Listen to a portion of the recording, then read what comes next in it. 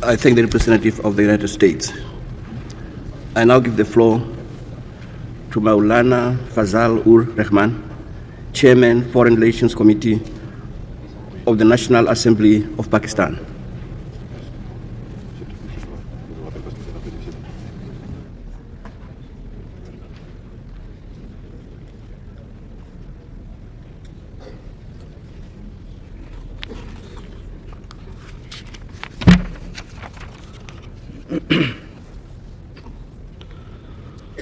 Bismillah ar-Rahman ar-Rahim.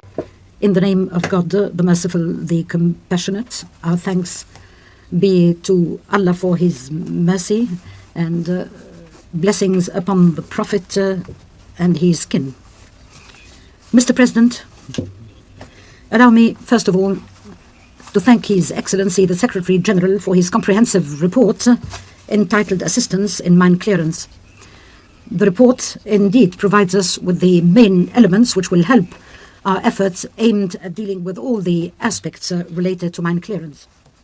Mr. President, it is indeed gratifying to know that there is an increasing awareness within the international community as to the acuteness and the scope of the danger caused by landmines which have been planted irresponsibly and indiscriminately.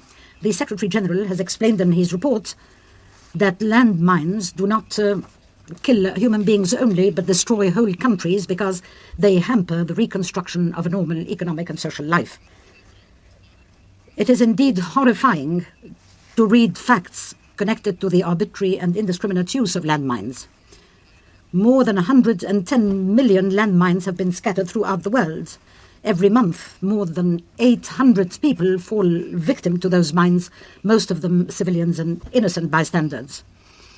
The number of people maimed or handicapped is even greater. Those figures are not simply or mere figures for Pakistan. We have ourselves experienced the destruction caused by arbitrary landmines. More than 10 million mines are scattered throughout Afghanistan. In our own medical facilities, thousands of Afghan refugees have been treated. Pakistan, in fact, has undertaken the treatment of those victims and their rehabilitation, and moreover, we continue to host a very large number of refugees, for landmines are an obstacle to the safe return of those refugees to their homeland. Mine clearance is indeed a precondition for reconstruction in any country. It is necessary to re-establish an environment which will enable society to resume its ordinary daily life. Mr. President, it is indeed comforting to note that steps have been taken throughout the past few years to alleviate the problem of landmines and particularly the humanitarian aspect of such mines. The United Nations have established a strategy to deal with the problem of landmines, has even established a voluntary trust fund for assistance in emergency situations, and in order to complement the contributions of member states, an international conference dealing with mine clearance was held last July. This was the first time such a large number of politicians and experts from different parts of the world came together to discuss all the dimensions of the problem of landmines.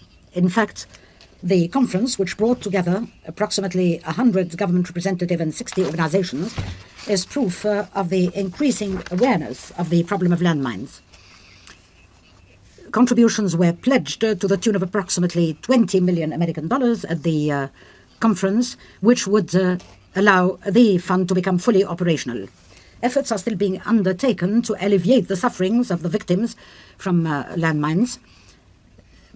However, mine clearance is very slow and lags behind. Last year, only 100,000 mines were cleared, and if at this rate, we would need approximately 1,000 years to put an end to the 110 million mines scattered throughout the world.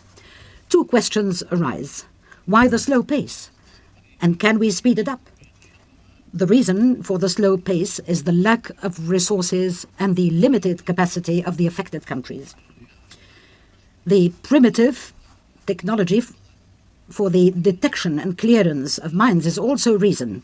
And above all that, a lack of technical international cooperation Yet the problems are not insuperable, and we can overcome them by objective planning. Mr. President, the Secretary-General recognized in his report that the cost to initiate a mine clearance operation is usually very high, because mine clearing programs also necessitate their own infrastructure. Unfortunately, most of the affected countries do not have the necessary resources to initiate the operations, and the presence of the mines transforms arable land into areas that are shunned and cannot be cultivated.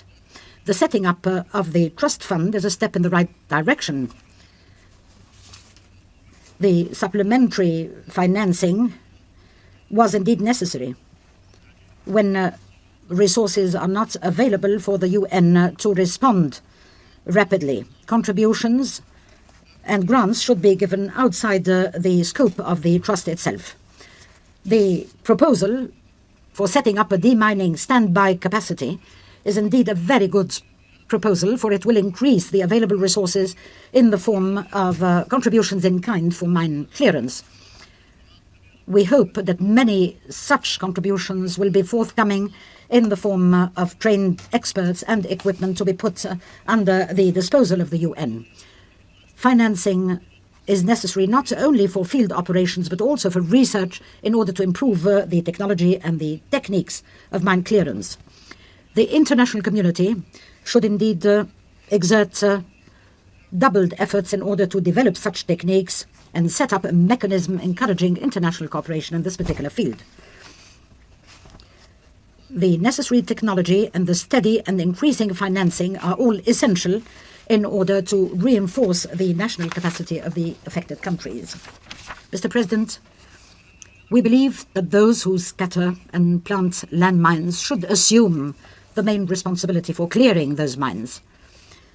Those who have caused chaos by scattering such mines in an arbitrary fashion should not leave the scene of the massacre. They should pay the price of the chaos and the havoc they have caused. International operations of mine clearance should be based on that particular principle rather than entrusting the affected countries alone with the responsibility of clearing the mines. Mr. President, mines are still being scattered without the provision of the maps of such mines. This is indeed a challenge to international law. The problem is not static, and in this respect, the relevant agencies of the United Nations are considering the measures to control armament and disarmament. We do not need to dwell at length, for Pakistan has been part of all the efforts to solve the problem and will continue to do so. Thank you very much, Mr. President. I thank Molana Fazal Rahman, Chairman, Foreign Relations Committee of the National Assembly of Pakistan. I now give the floor to the representative of Lao People's Democratic Republic.